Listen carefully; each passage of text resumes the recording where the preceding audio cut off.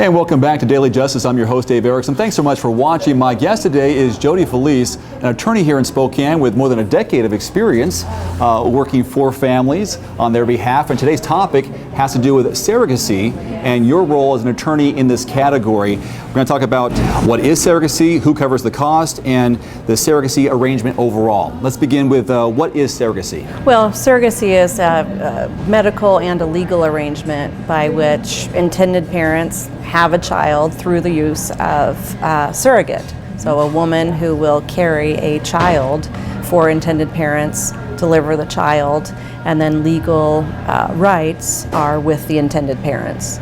Fertility treatment is involved for the surrogate to become pregnant. There are different types of surrogacy arrangements, but in general, that's surrogacy.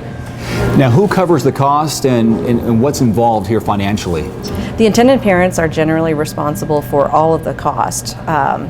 They cover the cost for the surrogate to receive the medical treatment necessary to become pregnant, carry the child to term.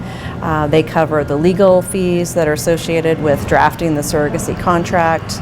And they're also responsible for the surrogate's attorney to review the contract.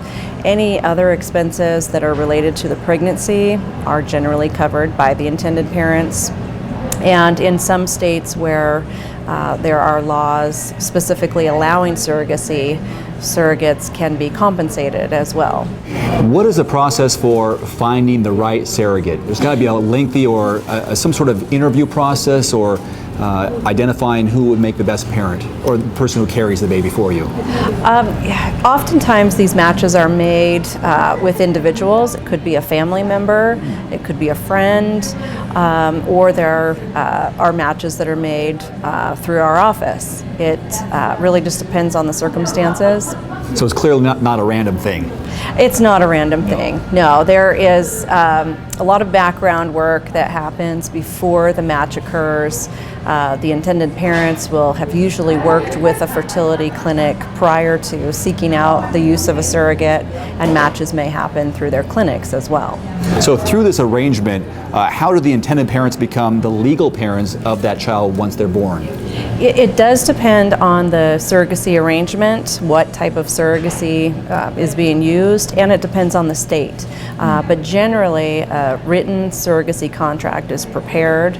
Both sides, the intended parents and the surrogates, and her husband, if she's married, have attorneys reviewing that contract, negotiating the terms of that contract, and then again, depending on the type of surrogacy, legal procedures may be necessary to finalize the legal relationship between the child and the intended parents. Why did you pursue this angle, or what makes this such a specialty for you?